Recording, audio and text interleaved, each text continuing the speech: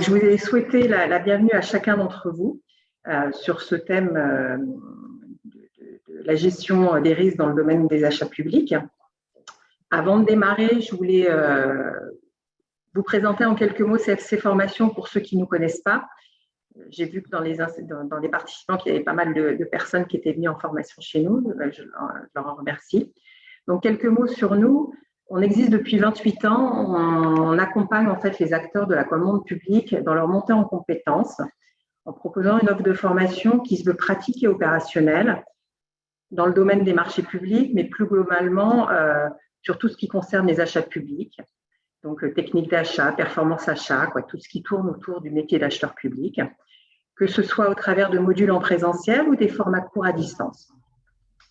Donc, nos formateurs, vous avez 2 représentants aujourd'hui, sont tous des experts dans leur domaine et présentent la caractéristique d'être en poste ou qui ont été en poste et qui assurent aujourd'hui des missions d'assistance à maîtrise d'ouvrage auprès d'acheteurs publics. Donc, pourquoi ce webinaire dans un contexte qui est devenu très incertain, on le sait tous depuis plusieurs mois, et qui affecte directement les marchés en cours et à venir. On sait que la commande publique, ce sont des grosses sommes, mais aussi des gros enjeux de service public.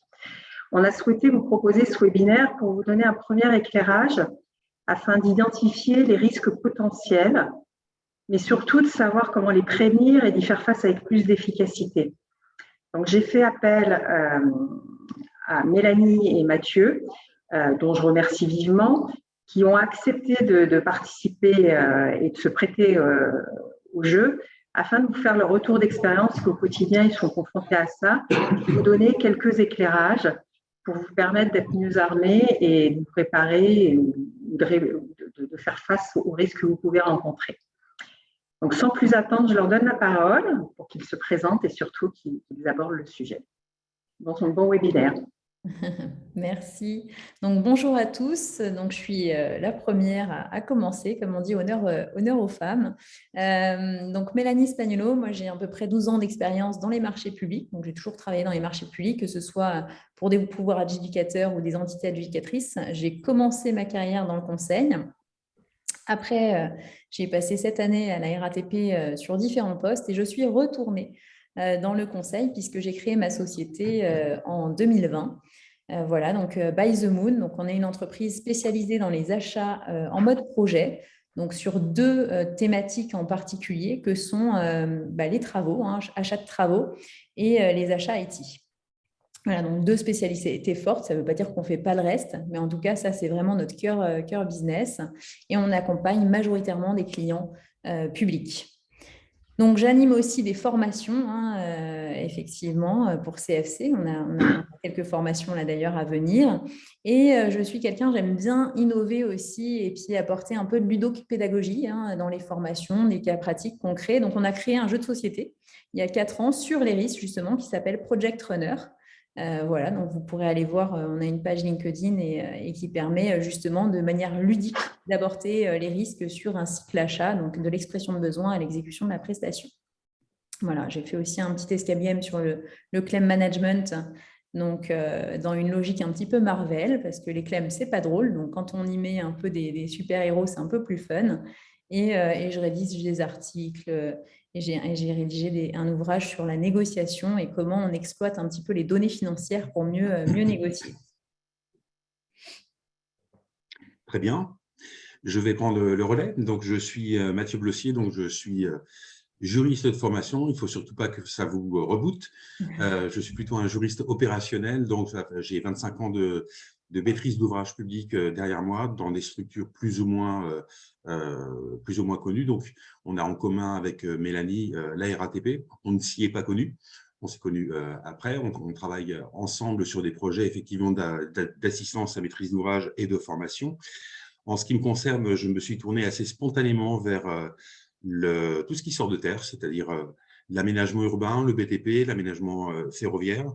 J'ai également une expérience en termes de consultant au sein de la CET, qui est une filiale de la Caisse des dépôts, dédiée à ce qu'on appelle l'économie mixte, donc les sociétés publiques locales d'aménagement qui sont créées par les collectivités, que ce soit les régions, les départements ou les communes, et qui sont dédiées à une activité particulière, comme par exemple ma dernière expérience assez significative à Île-de-France Construction Durable, qui est en fait le bras droit, le bras séculier créé par la région Île-de-France pour la réhabilitation, voire la création des 500 lycées de la région. Et puis, j'ai créé parallèlement ma société. Aujourd'hui, je suis auto-entrepreneur. Mon rôle principal, c'est la formation, c'est l'assistance à maîtrise d'ouvrage. Aujourd'hui, par exemple, je suis sur des projets comme la création d'un campus universitaire où je gère toute la partie maîtrise d'œuvre, donc la gestion du concours et la création des pièces, mais également sur des projets, on va dire, de moindre envergure, mais qui sont tout aussi intéressants pour des sociétés locales d'aménagement en termes de logements sociaux. Voilà.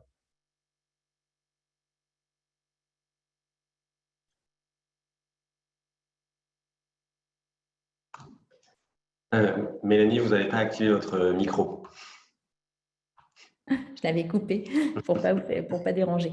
Alors, du coup, je vous disais, donc, au niveau du programme de Zoé-Miller, on vous propose 6 temps d'échange. Donc, le premier temps, on va voir les 5 étapes clés du management des risques. Alors là, c'est un petit peu la partie, on va dire, plus théorique, mais on l'abordera assez rapidement. Un petit focus sur ce qui est une classification par famille de risques. Et après, on rentrera vraiment dans un aperçu du coup des risques en phase de préparation, en phase d'exécution et la problématique actuelle concernant les difficultés aujourd'hui d'approvisionnement. Et on aura un dernier temps d'échange pour répondre à vos questions, comme le disait Laure tout à l'heure. Vous avez un chat, donc vous pouvez poser vos questions au fur et à mesure et on répondra. Alors, malheureusement, peut-être pas à toutes les questions, surtout si elles sont nombreuses, mais en tout cas, une partie d'entre elles, voilà, Yann va veiller à ce qu'il puisse avoir un panel représentatif des questions qui seront choisies.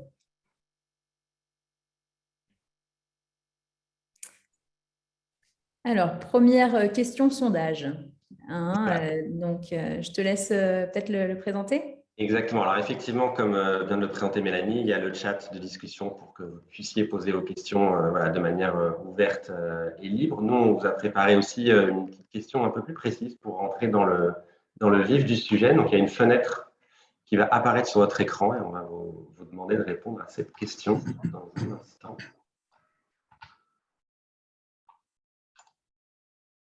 Voilà. Normalement, donc il y a une fenêtre qui apparaît, une petite fenêtre sur votre écran où on vous pose cette question à propos des marchés de votre organisation. Diriez-vous que les risques qui pèsent sur ces marchés ont augmenté au cours des 6 derniers mois? Donc, évidemment, il n'y a qu'une seule réponse possible. Soit ils ont très fortement augmenté, soit ils ont fortement augmenté, légèrement augmenté, ou au contraire, non, il n'y a pas eu de changement. Les risques sont identiques. Vous êtes déjà nombreux à répondre. Merci beaucoup pour cette participation active. Les résultats vont apparaître d'un instant à l'autre. Je laisse encore quelques secondes. Vous êtes déjà 125 à y participer. C'est un fort taux de participation. 75% de participation. Je laisse quelques secondes et je vais partager les résultats. Voilà, normalement, les résultats apparaissent et ce qui arrive en tête, c'est que oui, donc déjà c'est évidemment le oui, et ils ont fortement augmenté ou légèrement augmenté. En revanche, le très fortement apparaît de manière peut-être moins significative. Je vous laisse Mélanie réagir sur ces résultats. Oui, donc là, on voit bien, il y a une bataille sur les 2 valeurs, on va dire, médianes. Donc, ils ont augmenté légèrement et fortement. Donc, on voit bien, vous êtes au total quand même presque plus de 77% à nous répondre quand même qu'il y a une augmentation des risques. Donc, on voit bien qu'on n'est pas sur une situation identique. On voit bien qu'il y a une modification aujourd'hui qui se passe dans nos environnements. Et du coup, on va voir aussi qu'il va falloir adapter notre manière d'acheter pour répondre à ça. Ce qui est intéressant aussi, je pense, c'est qu'on a 10% sur oui, ils ont très fortement augmenté et 13%, donc quasiment la même chose sur non, les risques sont identiques. Donc, ça méritera peut-être d'être approfondi. Donc là, vous pouvez fermer la fenêtre de sondage pour profiter de l'écran. Alors, on passe aux 5 étapes clés du management des risques. Donc, n'oubliez pas de fermer la petite fenêtre du sondage pour bien voir l'écran.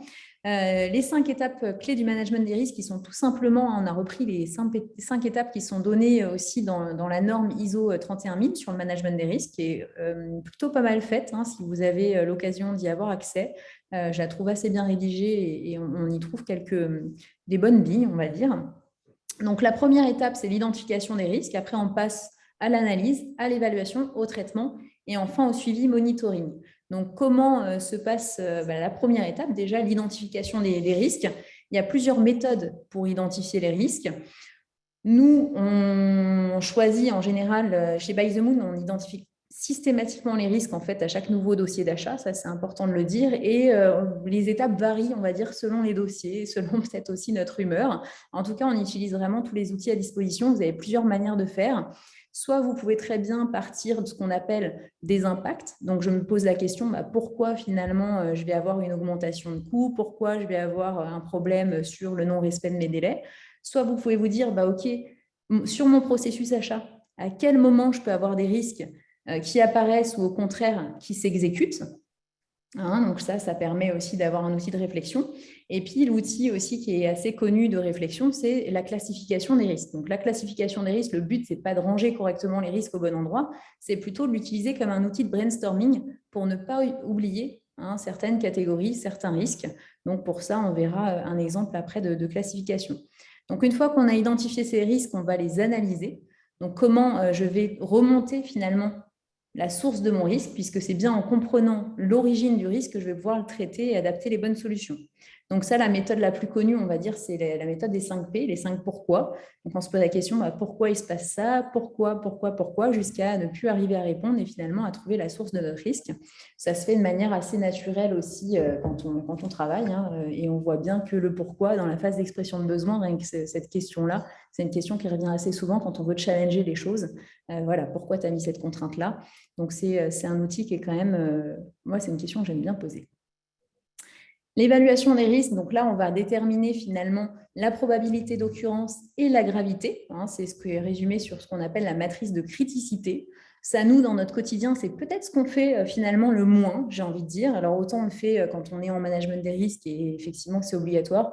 Nous, on le fait plus de manière à la grosse maille, on va dire, à la louche, sur de dire est-ce que mon risque, finalement, c'est un risque qui est important ou pas, est-ce que c'est un risque qui est réel ou pas. Et donc, pour ça, il y a deux facteurs à prendre en compte. C'est à la fois son occurrence, sa gravité.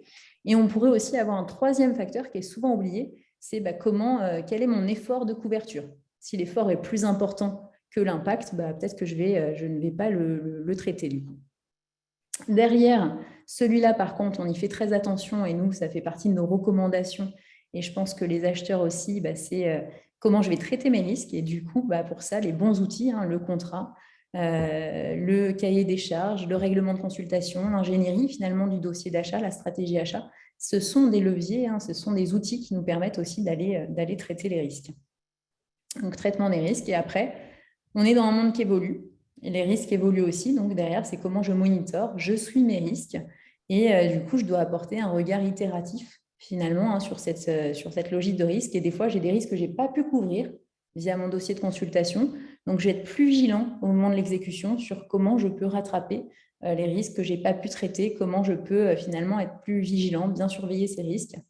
Et les communiquer, puisque souvent, on a un manque de communication aussi derrière avec le gestionnaire de marché. Quand le gestionnaire de marché va gérer le marché, il doit être au courant des risques qu'on n'a pas réussi finalement à traiter via le contrat. Donc ça, c'est important aussi de bien communiquer cette partie-là.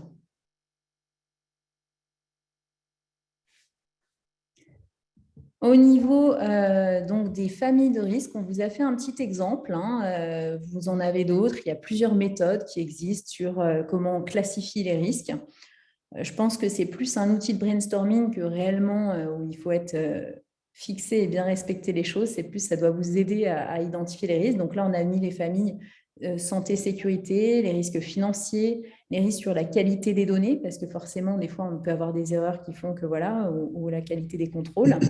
Les risques sur l'environnement, sur tout ce qui va être risque opérationnel, technique, logistique. Les risques liés à l'information, à la non-conformité, à l'image ou juridique. Donc, vous voyez, c'est tout un panel qui permet effectivement d'aller identifier les risques. Donc, nous, souvent, les risques qui sont, on va dire, les plus oubliés, on va dire, dans une opération, ce sont souvent les risques logistiques, d'accès.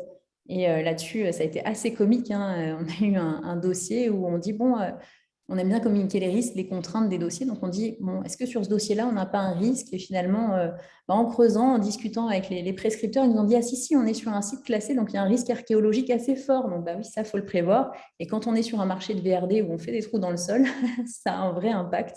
Donc, effectivement, il va falloir prévoir que finalement, le tracé sur l'exécution, il va avoir de fortes chances de changer et qu'on ne va pas le respecter. Donc, aussi, comment je prévois ma pièce financière en conséquence, la mécanique de mon marché en conséquence.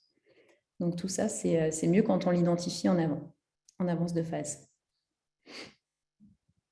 Mathieu, est-ce que tu veux réagir, toi, par rapport à ces familles de risques? Oui, alors je pense que le risque, en fait, quand on parle de risque, généralement, on pense de risque externe, c'est-à-dire qu'il n'est pas forcément lié à sa propre structure. Donc, effectivement, on parle il y a eu les confinements, il y a eu la crise sanitaire, des décrets qui sont sortis pour favoriser l'accès des PME, TPE, il y a la volatilité des matières premières, il y a également, depuis 2 mois et demi, forcément, le contexte international. Mais le risque peut être aussi en interne, c'est-à-dire par rapport à une chaîne de décision en termes d'achat public qui peut impacter déjà la qualité des dossiers de consultation, qui peut impacter le respect des délais de paiement. Et il y a également des risques qui sont liés à des circonstances sociales. Aujourd'hui, dans le BTP, il y a une pénurie de main-d'œuvre assez spectaculaire qui fait que les entreprises ont du mal à répondre. Et puis, il y a également des risques qui sont liés aux tissus locaux, où il y a dans certaines régions, entre guillemets de province, n'y voyez rien de péjoratif, qui font que la commande publique a du mal à avancer et en tous les cas à s'autogérer. Et il y a également, je pense, des risques qui sont liés sur de grosses opérations à des aspects, entre guillemets, politiques ou médiatiques. Par exemple, des grosses opérations qui font l'objet de focus de la part des médias et sur lesquels, justement, il faut prêter une attention particulière à la régularité de la procédure de passation.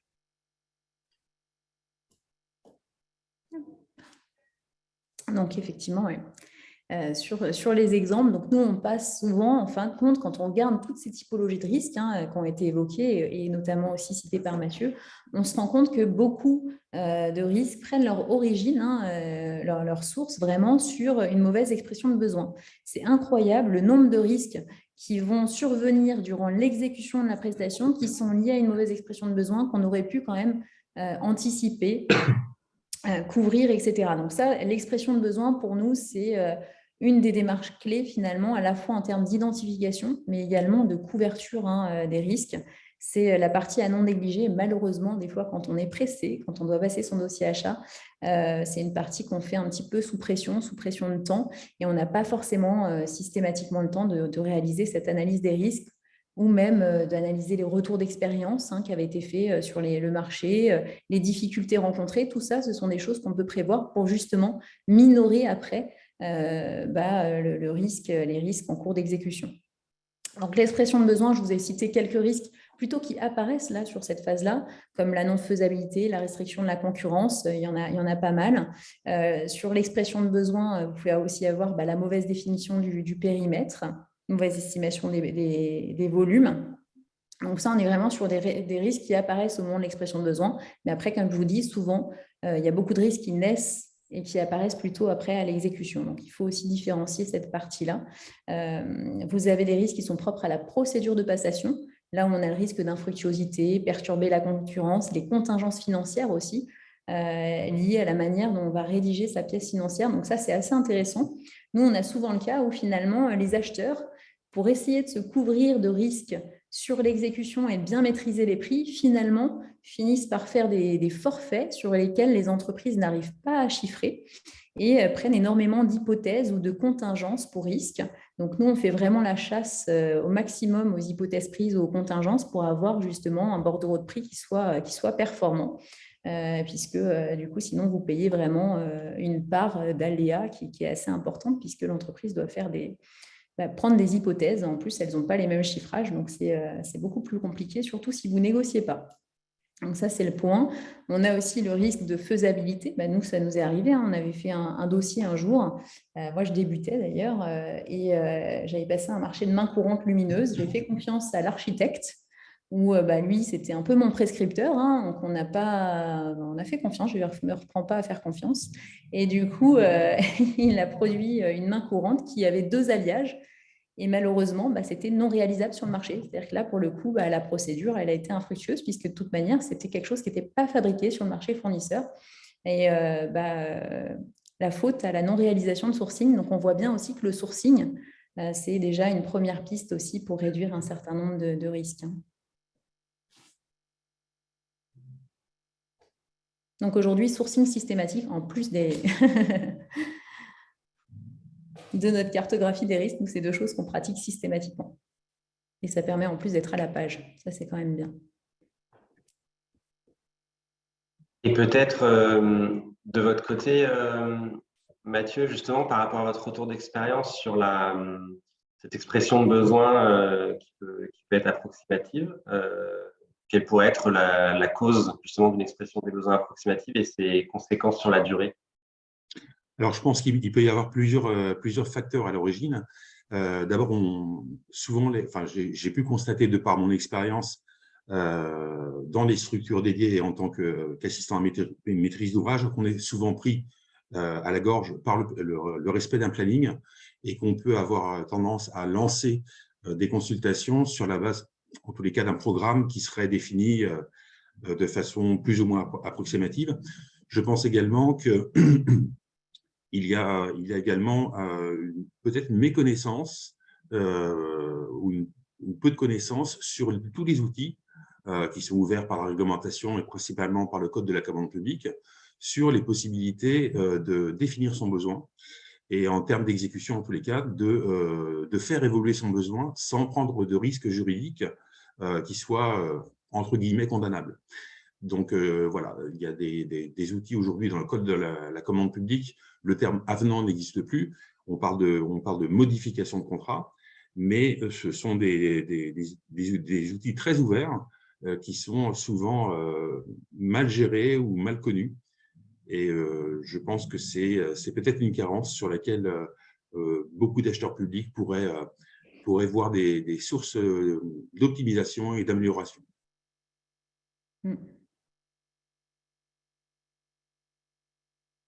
Ouais, comme toutes les notions aussi de prestations supplémentaires éventuelles. Enfin, c'est vrai qu'il y a des tonnes de mécanismes Tout à fait. qui existent et qu'on peut utiliser même quand le besoin, on a des doutes, quoi. Ça permet quand même de publier, d'avancer et de gérer les doutes au fur et à mesure et de manière en plus prévue. Donc, tout à fait. Alors, là, on vous a mis une petite photo que moi, je trouve rigolote parce que pour ceux qui passent des marchés IT, en fait, c'est assez représentatif de ce qu'on trouve dans les projets IT. Et donc, j'aime bien la mettre en formation. Donc, vous avez la première image, c'est comment comment le client a exprimé son besoin. Donc, vous voyez une balançoire très simple. Comment le chef de projet l'a compris.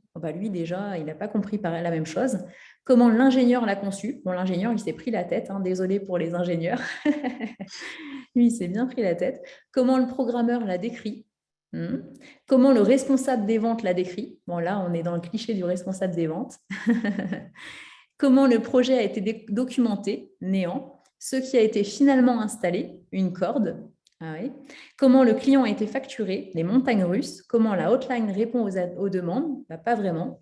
Et ce dont le client avait réellement besoin, c'était la balançoire avec la petite roue. Donc, du coup, donc c'est informatique et télécom, effectivement. Donc, c'est tous les projets informatiques télécom. Et j'applaudis M. Moulin, je suis d'accord, les anglicismes, c'est assez pénible, effectivement. Mais IT, là, pour le coup, c'est informatique télécom. Oui, bien sûr. Non. C'est juste effectivement, mais on est dans un monde où il y a beaucoup d'anglicismes.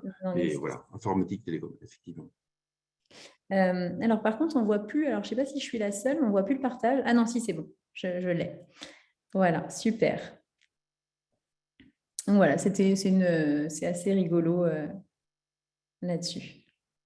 D'accord, merci. Et effectivement, n'hésitez pas, hein, si vous avez des questions ou des incompréhensions, ou voilà, n'hésitez pas à utiliser le chat pour exprimer, le fil de discussion pour exprimer tout cela. Et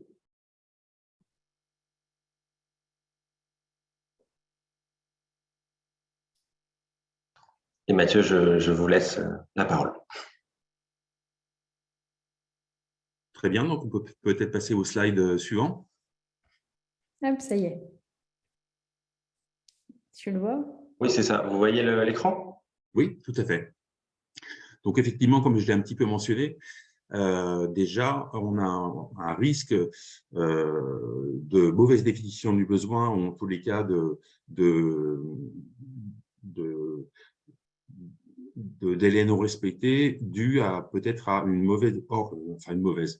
organisation structurelle interne approximative qui fait que la responsabilité et la chaîne de décision achat jusqu'à l'attribution du marché n'est pas forcément définie, ou en tous les cas qu'il n'y ait pas une personne qui soit dédiée à l'enchaînement des tâches et surtout à vérifier que tout se fasse dans le bon ordre. On a également effectivement des soucis en termes de délai de paiement, alors qui peuvent être liés soit effectivement à cette structure de décision qui fait que finalement on prend beaucoup de temps pour pouvoir valider une facture, mais également à des prestataires externes par retour. Alors je ne jette pas l'opprobre sur la maîtrise d'œuvre, mais par retour d'expérience, je sais que la maîtrise d'œuvre est très intéressée par la phase conception, très intéressée par la phase chantier, mais que dans sa mission DET, donc direction de l'exécution des travaux, elle a aussi le suivi administratif, notamment le suivi des factures qu'elle doit faire valider pour paiement. Et c'est pas forcément toujours la panacée. Donc voilà, on peut être un petit peu mis en défaut sur l'honorabilité des délais de paiement par les prestataires intellectuels externes. En ce qui concerne les événements en cours d'exécution, il y en a deux types. Soit effectivement, ils sont liés à une mauvaise définition du besoin au départ, et notamment en termes de travaux, à un programme qui serait amené à évoluer parce qu'on a lancé les choses trop vite, mais peut-être qu'on y a été contraint, notamment sur de grosses opérations qui sont très médiatiques, voire entre guillemets politiques. Il faut faire avancer les choses. Mais encore une fois, là, on parle beaucoup de risques, mais on a aussi des possibilités d'optimiser son besoin et l'évolution de ce besoin en cours d'exécution avec des outils qui sont dédiés. Je vois un commentaire, elles sont devenues prestations complémentaires éventuelles. Alors, je pense qu'il faut distinguer deux choses.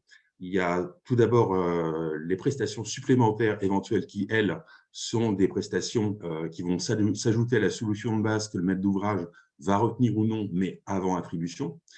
Et ensuite, en cours d'exécution, on a deux choses. On a les travaux modificatifs ou supplémentaires qui viennent modifier le cahier des charges.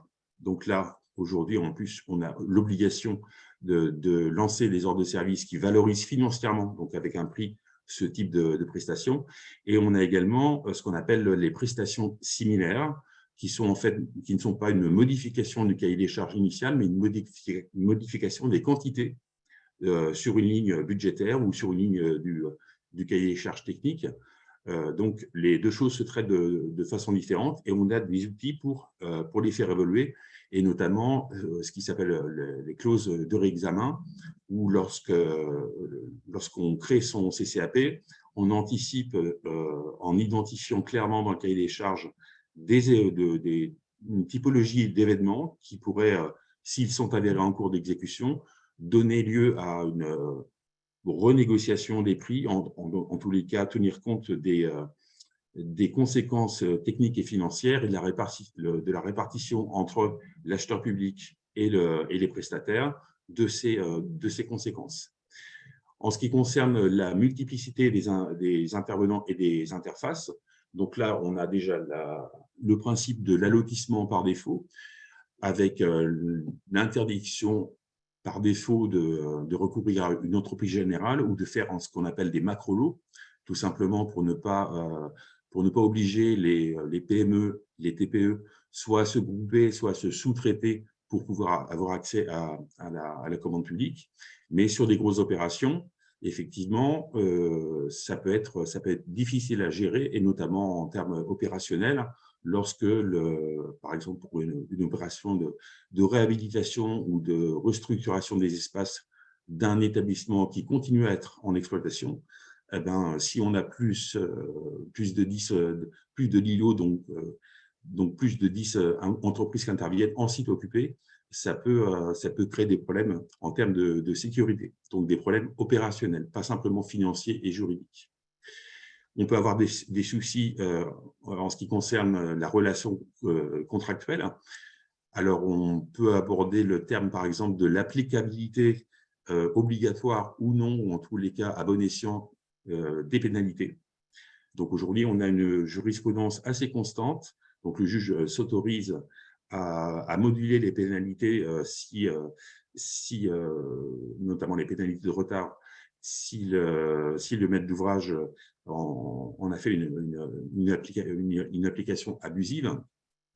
Et puis, on a aussi des nouveaux modes alternatifs de règlement des différends qui ont été repris d'ailleurs dans les CCAG, enfin, qui sont maintenant mentionnés explicitement dans les CCAG version 2021, comme la médiation, comme la transaction, comme l'arbitrage, ou encore le recours à ce qu'on appelle les comités consultatifs de règlement amiable des litiges, enfin, en tous les cas, des solutions qui permettent de ne pas aller au clash au niveau du solde du marché, et de réduire en fait les risques dans la relation contractuelle. Et puis, effectivement, on a aujourd'hui un problème avec notamment les PME et les TPE, enfin, ce sont surtout elles qui ont des soucis, notamment en termes d'approvisionnement, et on a une recrudescence de redressement judiciaire, voire de liquidation judiciaire, ce qui fait que pour l'acheteur, il va falloir qu'il puisse se retourner très rapidement pour assurer le suivi du marché, et notamment dans le BTP, le suivi du chantier.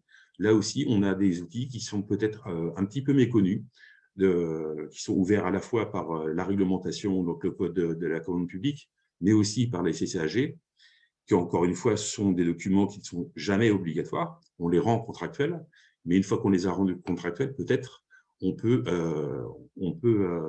utiliser ces outils. Alors, je vois une question. Pouvez-vous préciser ce que vous entendez par utilisation abusive des pénalités par le maître d'ouvrage? Alors, les pénalités, en fait, ce sont des clauses contractuelles, c'est-à-dire que par défaut, elles devraient s'appliquer immédiatement. Donc, constatation d'un retard, normalement, je devrais appliquer cette pénalité, puisque elle était dans le DCE initial, et les entreprises sont censées avoir pris connaissance. Souvent, les entreprises ne lisent pas forcément le CCAP, mais pris connaissance tout d'abord de la nature des pénalités et surtout de leur montant, qu'ils soient en pourcentage par rapport au prix du marché, ou alors que ce soit des pénalités forfaitaires.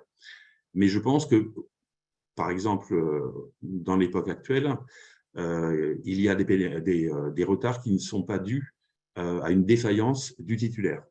C'est-à-dire que, par exemple, l'approvisionnement en matières premières peut être assez difficile, donc il va falloir demander, c'est d'ailleurs ce qui est prévu aujourd'hui dans les CCAG par défaut, demander des explications auprès des titulaires pour savoir si la défaillance, le retard pris, leur est réellement imputable, ou si effectivement, objectivement, il n'était pas en capacité de s'approvisionner et en tous les cas d'absorber la prestation. Donc là, je pense aussi qu'une des vocations de la réforme des CCAG a été de créer davantage de contradictoires, donc de rapprochement entre les parties, pour gérer une éventuelle défaillance des acteurs du secteur privé. Je pense aussi que c'est une vocation du secteur public, des acheteurs publics, de motiver effectivement l'application de leurs pénalités et surtout d'aider les entreprises non seulement à accéder à la commande publique, mais également à pouvoir gérer leur activité. Alors, je vois une question, les PSE sont maintenant regroupés sous des variantes. Alors, pas tout à fait. En fait, les prestations supplémentaires éventuelles, ce sont les anciennes options, pour ceux qui ont travaillé sous l'égide du code des marchés publics 2006, donc les anciennes options techniques.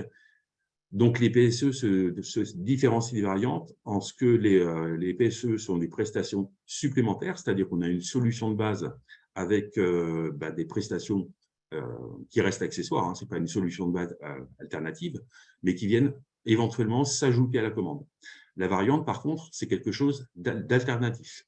Donc, l'acheteur doit définir ce sur quoi il autorise les variantes, voire même définir lui-même des variantes, mais ce sera quelque chose qui ne va pas s'ajouter à la prestation, de la solution de base. C'est quelque chose qui va être alternatif.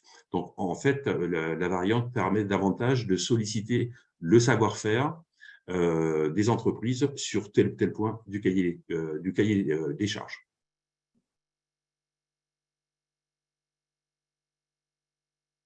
Voilà. Très bien. Alors justement, vous, de votre côté, où en êtes-vous? Donc, on vous propose là-dessus une petite question. Parmi les risques dont on vient de parler justement sur la phase d'exécution, quels sont ceux que vous avez déjà rencontrés?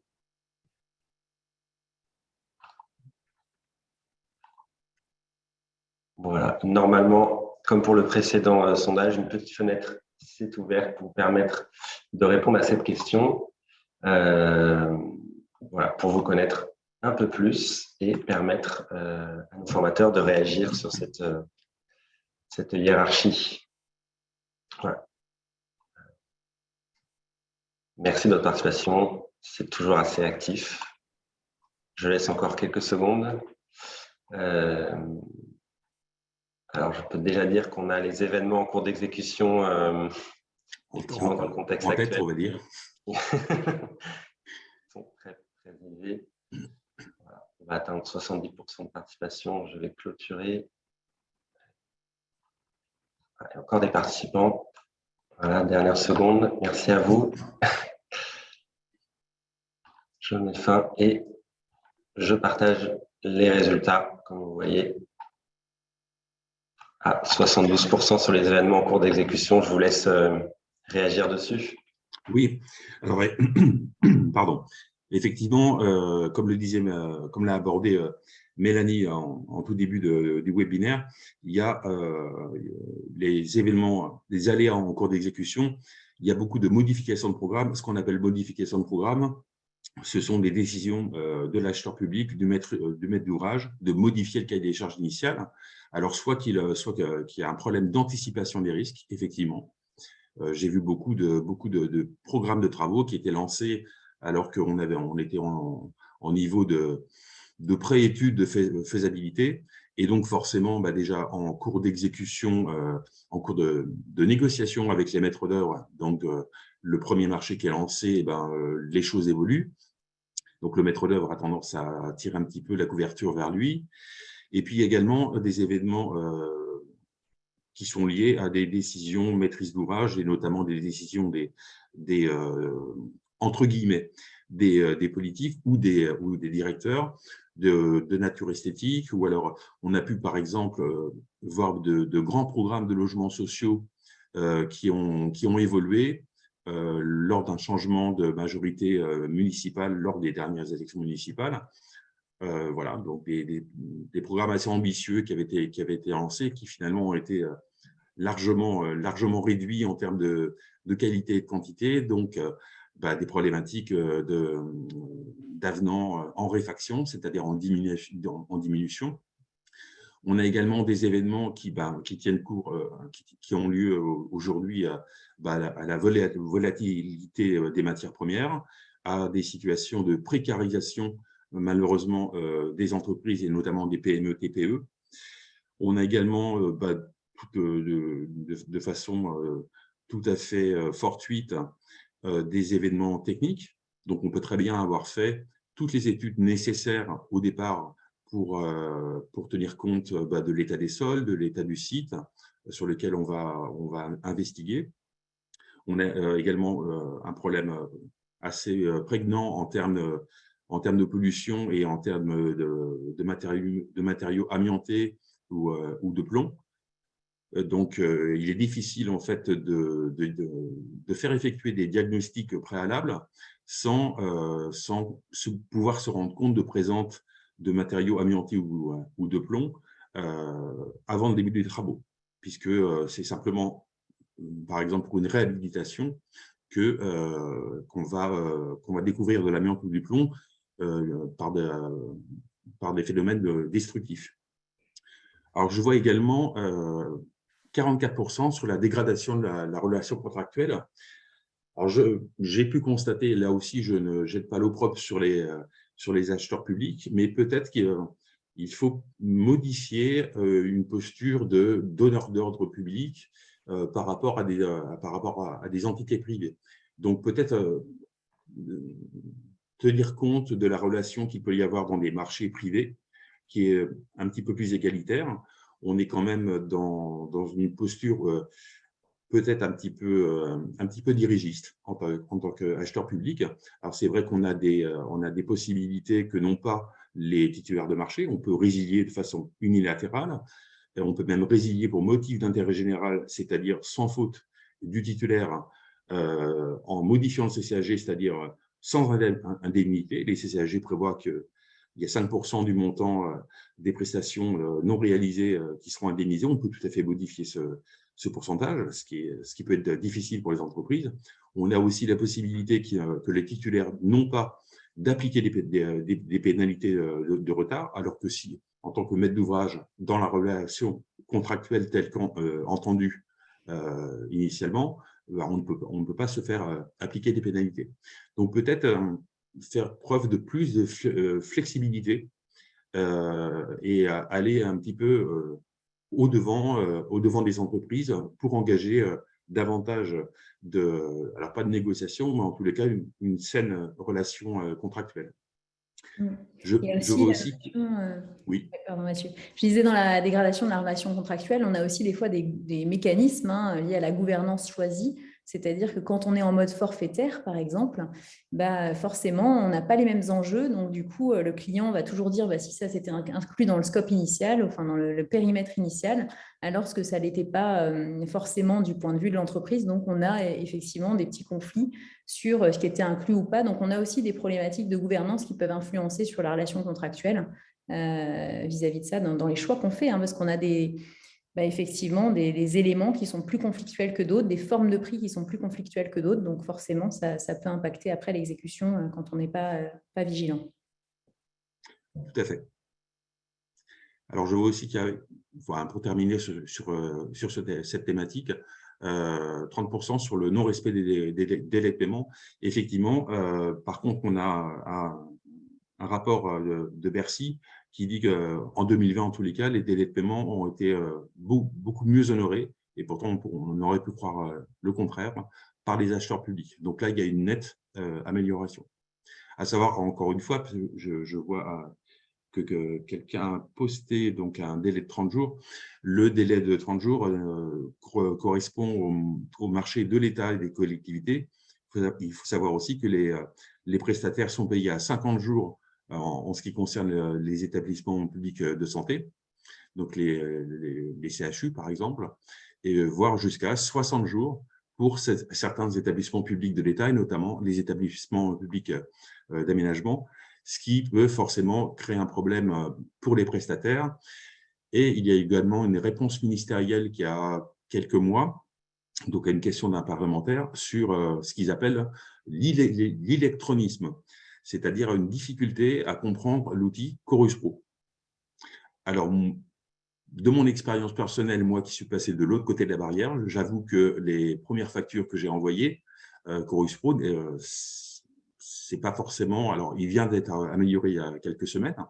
Il y a une nouvelle interface, mais pour les PME et les TPE, je pense que c'est un petit peu difficile de se retrouver dans la façon d'envoyer des factures dématérialisées, sachant que depuis janvier 2020, tout le monde est soumis à facturation électronique, y compris les TPE.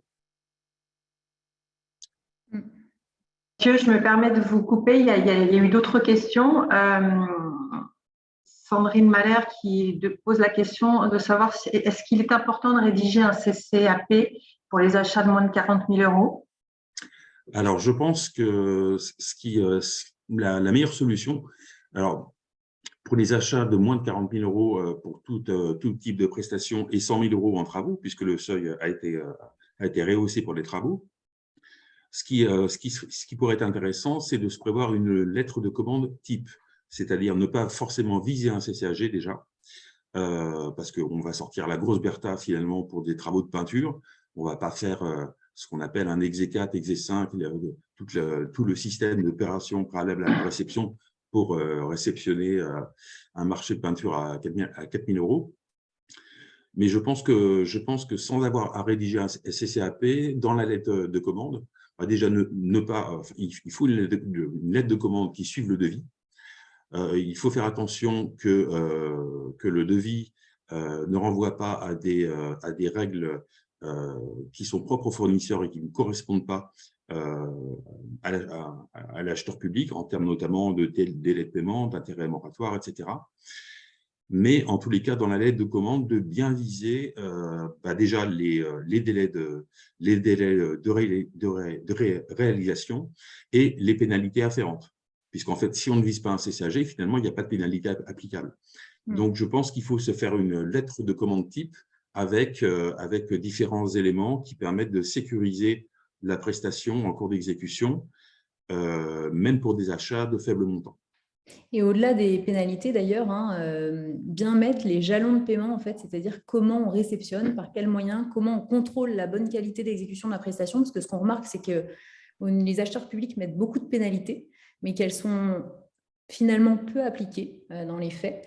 Et donc, on se retrouve finalement avec un contrat où on a peu de moyens d'aller contrôler l'exécution de la prestation et vérifier que tout est bien fait. Donc, je trouve que les outils aussi, qui sont souvent, on va dire, peut-être insuffisamment travaillés, c'est vraiment ces modalités de réception, comment on réceptionne, sur quels sont mes jalons de paiement, sur quoi et comment je contrôle. C'est-à-dire qu'à partir du moment où on a marqué les choses dans un cahier des charges, comment je vérifie qu'elles sont bien exécutées par la suite, quels sont mes moyens de contrôle et qui sont liés du coup à ces modalités de réception. Ça, c'est important et je trouve que c'est un outil bien plus puissant encore que la partie pénalité, puisqu'en plus, on n'est pas limité. Justement, sur les pénalités, il y a une question de Rémi Franco, que je salue, qui pose la question, en fait, ou qui demande confirmation. Les pénalités étant une clause contractuelle, est-ce que pour le pouvoir adjudicateur, le seul moyen de le moduler et pas une modification contractuelle du coup?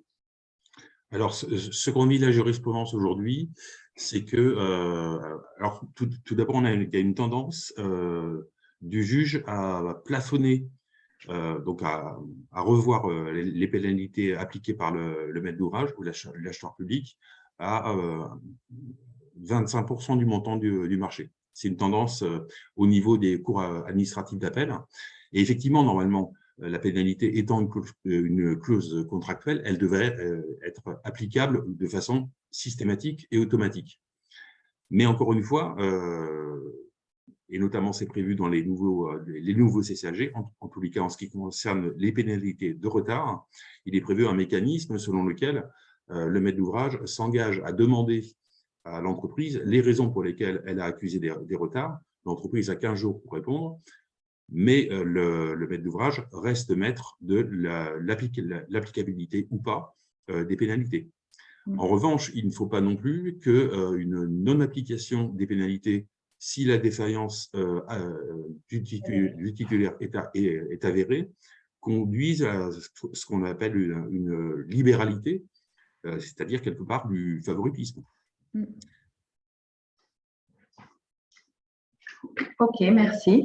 Je ne pense pas qu'il y ait d'autres questions à ce niveau-là. C'est une question, alors plus effectivement dans le domaine de l'exécution.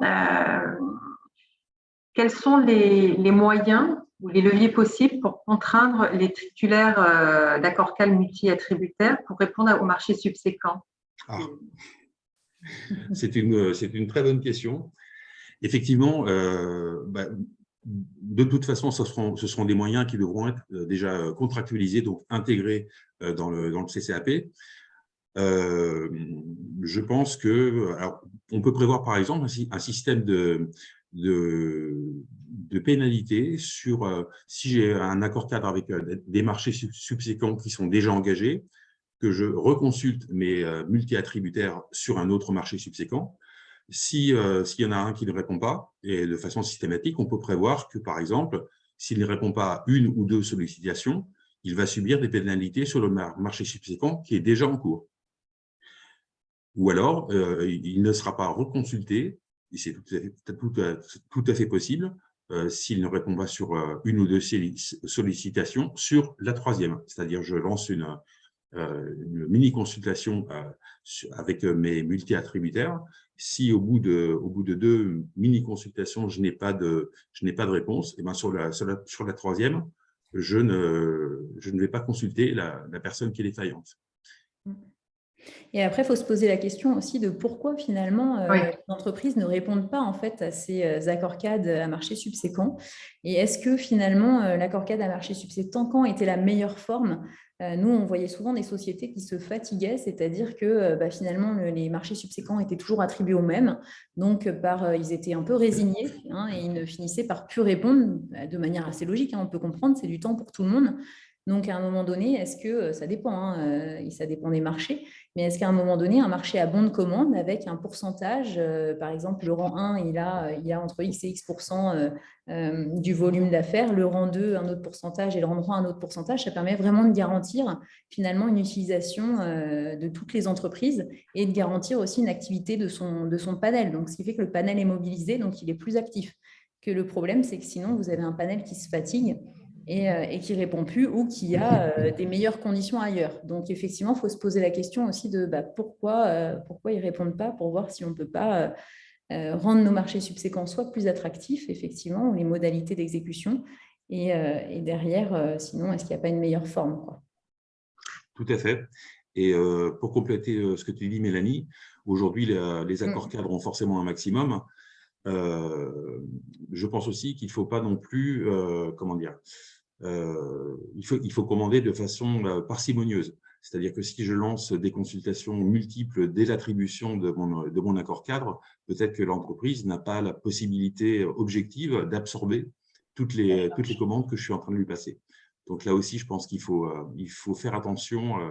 Il faut faire attention à la relation contractuelle et à ce que peut donner l'entreprise au vu des capacités techniques, économiques, financières qu'elle a présentées au niveau de sa candidature. Très bien, merci. Je vous propose qu'on passe au troisième type de risque qu'on a identifié. Oui. Alors, les événements conjoncturels, effectivement, actuels sur le risque d'approvisionnement.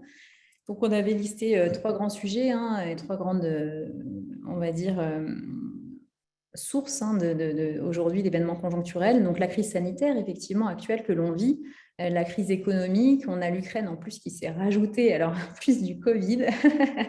Ça ne nous a pas arrangé. Donc voilà, moi par exemple, on vit des choses, des situations aujourd'hui où nous, sur certains dossiers, pour vous donner une idée, on a pris 6 à 9 mois sur certaines commandes de matériaux, donc sur la réalisation de certains projets, c'est quand même assez compliqué. Donc on ne sait pas en fait si on sera en mesure de réaliser certains projets et des augmentations de plus de 20% de prix.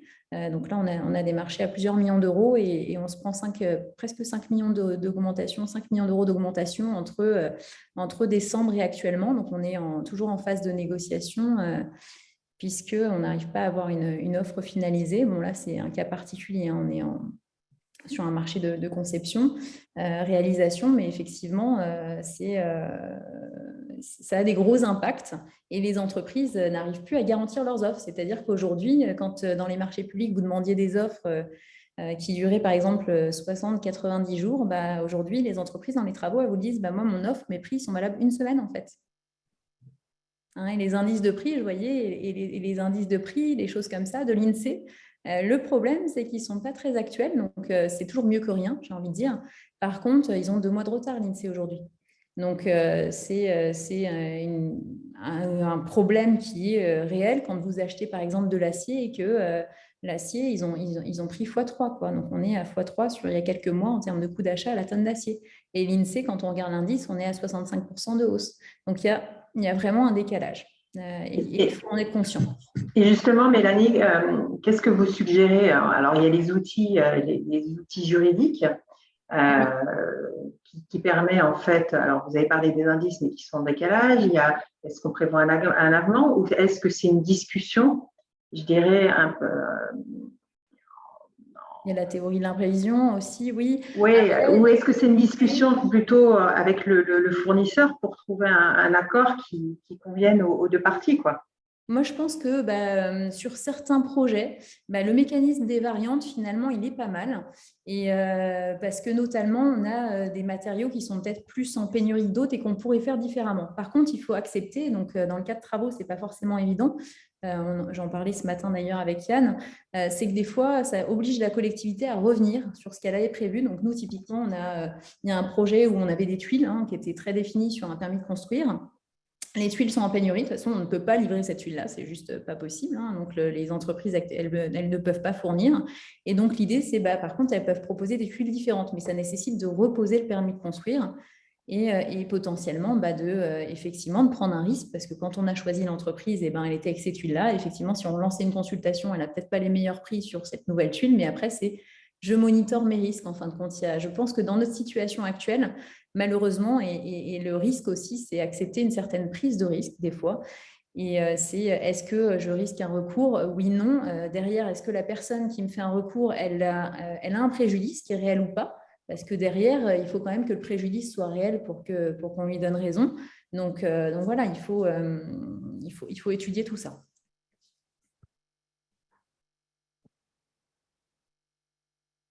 On voit de plus en plus de responsables achats, c'est assez intéressant, qui aujourd'hui regardent le risque juridique avec plus de recul et mettent en avant aussi les risques opérationnels, c'est-à-dire qu'ils mettent vraiment dans la balance le risque de mon opération versus le risque juridique et prennent une décision en conséquence, ce qui est assez nouveau pour les marchés publics parce qu'avant, le risque juridique primait toujours.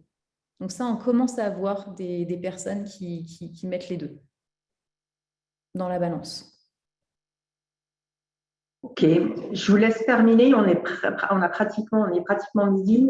Mélanie, je vous laisse terminer sur ce thème-là et puis on va conclure du coup. Oui, alors avec Mathieu aussi, n'hésite pas Mathieu sur cette partie-là, les risques en matière d'approvisionnement.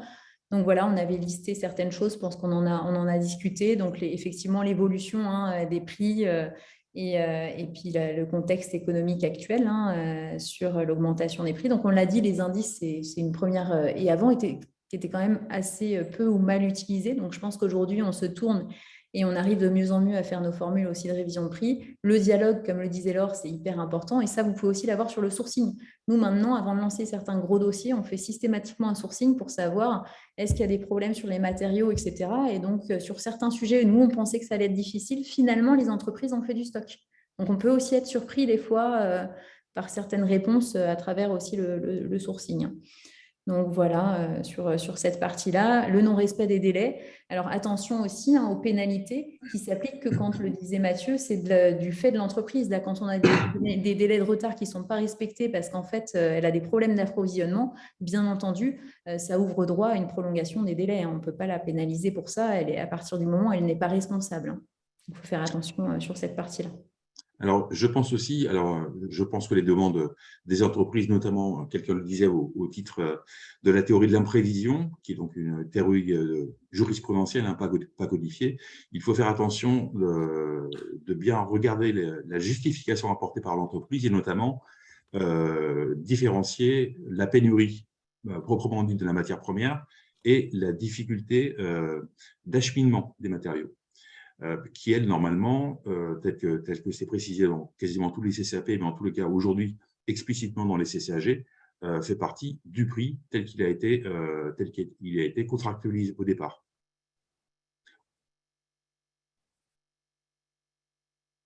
Alors, juste pour un exemple, on avait eu une grande crue de la Seine il y a 7-8 ans, et on avait une entreprise que je ne citerai pas, qui est dans l'activité et la fourniture de béton prêt à l'emploi, qui utilisait des barges. Donc, qui utilisait les voies fluviales. Elle ne pouvait plus le faire du fait de la crue. Donc, elle a cherché à faire jouer la théorie de l'imprévision, sauf que le mode d'acheminement était compris dans son prix. Ce n'était pas un problème d'approvisionnement. Donc, les acheteurs publics à qui elle a fait, auprès desquels elle a fait valoir cette théorie, ont refusé en lui précisant qu'il lui appartenait à ses frais de prévoir d'autres types d'acheminement des matières premières qui, elles, n'étaient pas en pénurie.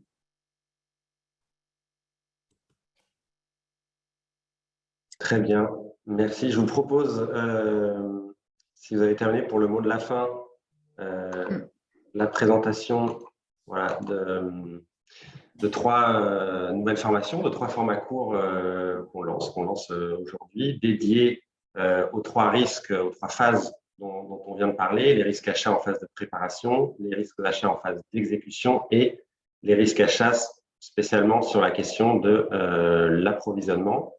Il s'agit de classes virtuelles de 3 heures. Vous avez les dates qui s'affichent. Peut-être que rapidement, en quelques mots, Mélanie et Mathieu nous présenter la différence, évidemment, par rapport à ce webinaire introductif sur ces sujets. Donc, tout à fait, là, on va rentrer plus dans la matière. Donc, par exemple, moi, j'aurai le plaisir d'animer le webinaire sur les risques achats en phase de préparation. Donc, on parlera à la fois de toute cette partie sur l'expression de besoin et sur la phase ensuite de préparation de la consultation, donc avec tous les outils aussi de sécurisation dans nos marchés, dans le règlement de consultation. Et aussi, ça passe des fois même par de bien travailler ces critères d'attribution. Il y a certains risques qui peuvent même être réglés via les critères d'attribution. Donc voilà, on échangera vraiment sur cette partie-là et un petit focus aussi sur la pièce financière qui, pour moi, est aussi déterminante dans la maîtrise des risques. Très bien. Alors, il y a eu beaucoup de questions juste sur les dernières minutes. On n'a pas pu répondre à toutes. Mais en tout cas, on espère que ce webinaire vous a plu et vous avez appris des choses. Je remercie très chaleureusement Mélanie et Mathieu. Merci de votre temps. Merci de votre retour d'expérience. Et puis, nous, on reste à votre disposition. Si vous avez d'autres questions, si effectivement vous voulez plus d'informations sur nos formats courts, pour rentrer un petit peu plus dans les détails et puis répondre à vos propres risques. On ne peut pas faire du cas par cas au cours d'un webinaire, mais ces masterclass ont pour objectif justement de pouvoir répondre à des questions spécifiques et vous aider à avancer dans vos projets. En tout cas, un grand merci à tous. Très bonne fin de semaine, très bon week-end prolongé. Et puis, je vous dis rendez-vous pour un prochain webinaire sur un autre sujet. Bonne fin de journée. Merci à tous. Merci à vous. Merci, au revoir. Merci, bonne journée.